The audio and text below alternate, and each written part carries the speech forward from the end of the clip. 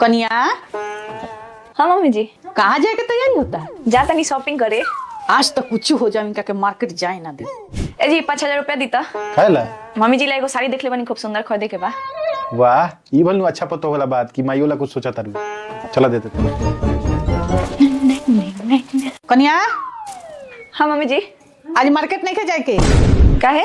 एगो हम पंडित जी से देखौनी नु तो कहला हन कि पतो घर के लक्ष्मी होला। 1 महीना तक पतो के हाथ से खर्चा मत होके देम रुपया ना तो बरकत घर में ना होई। जा आज नहीं के जाए के शॉपिंग। मम्मी जी ये सब कुछ ना होला। दुनिया कहाँ से कहाँ पहुँच गल रहुआ ये सब दकियानो सी बात में फसल बनी। कुछ हो जा आज जाए के नहीं के जा। बड़ा मार्केट जाए वाला भई रही है। रोज रोज मार्केटे इनका होता टे। आज नहीं जाए देनी इनका के मार्केट। मां तार पतो तो तारा ला बहुत अच्छा सोचतिया का आज हम वीडियो अइलक हिया अब बोलक हिया कि 5,000 रुपया दी मां जी ला कोनो साड़ी देखले बनी उहे किने गइल बिया। आ ई तो हम अपने गोड़ पर अपने कुल्हाड़ी मार लेनी। ए जी दूध पी ली। द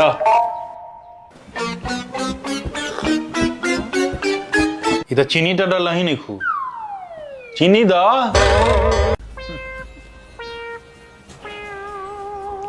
ई सुन ली है कि ना सुन ली है कान में ईयरफोन लगैले बारी छोड़ा पिए ले तनी हैली दूध में चीनी मिलानी। ई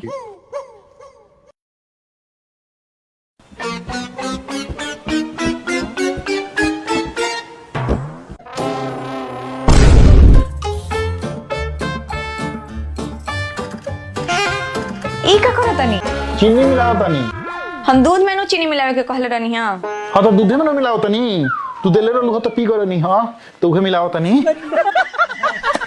दीदी जीजा जी के फोन आइल लख तोरा ससुराल के लोग तोरा के बुलावत लोग। ए माई ठंडी भर हमरा के रख ले गर्मी में हम चल जाए ठंडी में जाए नु तो काम करवा करवा के मुआ दी हम सन। ठीक है कहतिया रहे दो ठंडा में ना जाई गर्मी में चल जाई। हाँ ठीक है कह तारू बेचारी के ठंडी लगी काम करे में। पकौड़ी खाइबे दीदी? हाँ ए जाना पकौड़ी बनाओ ना। पकौड़ी का है समोसा बनाओ तनी चले ना साथ तनी। समोसा बनाई बहुत माने ले अपना ननद के। माई समोसा बनता इनका बहिन के ठंडा लागता हमरा ठंडा नहीं खेला। माई भाभी बड़ा अच्छा कान में के पहनले बारी हमरा के दिवा देना। रोक कन्या। जी मम्मी जी। अपन कानवा में के दे देना बबनी के अच्छा लागता। ठीक बा।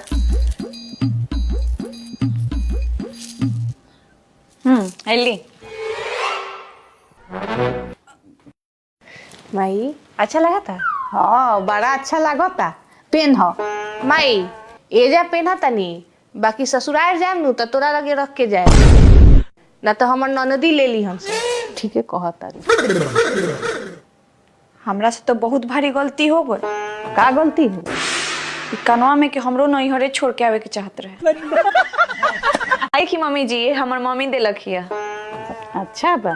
ना दादी मम्मी झूठ बोलतिया पापा से पैसे लेके ले बिया कह दिया नानी देले पारी।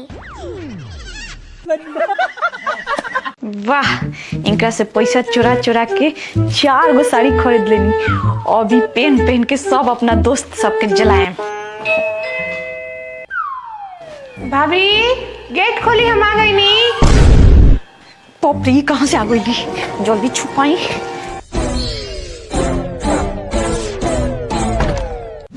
वाह सोफा तो बहुत अच्छा ले ले बानी तकियो एकदम पूरा गद्देदार बा।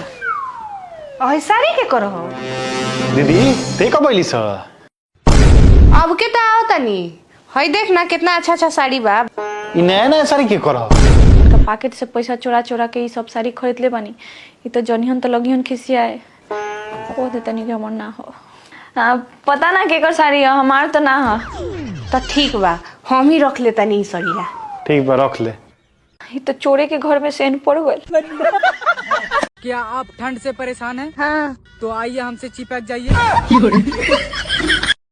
बच्चे बूढ़े जवान सब रूपा का अंडरवियर पहनो। अगर सब रूपा का अंडरवेयर पहनेंगे तो रूपा क्या पहनेगी? केले के पत्ते। का हाल बनू भाई? ठीक बा। सुने में आला के सुबेरे सुबेरे सुअर के मुंह ना देखल जाले का? हाँ ना देखे के यात्रा खराब हो जालई। साला कहता नहीं कि हमार काम होत काहे नहीं के। चल ठीक बा, आज तो गलती हो गेल हा, लेकिन बिहान से तोहर मुंह ना देखबो। काहे रे?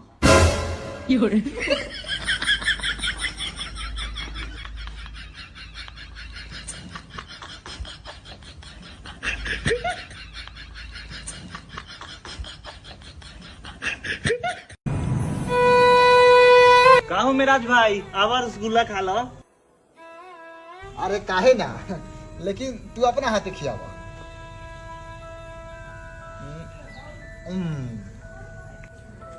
अरे बाप रे बाप।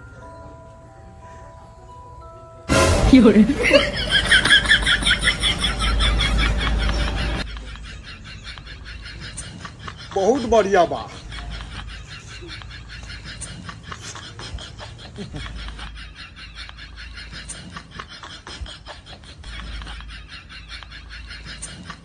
देख लेना ये जो नया साल आएगा ना, ये भी 1 साल से ज्यादा नहीं चलेगा।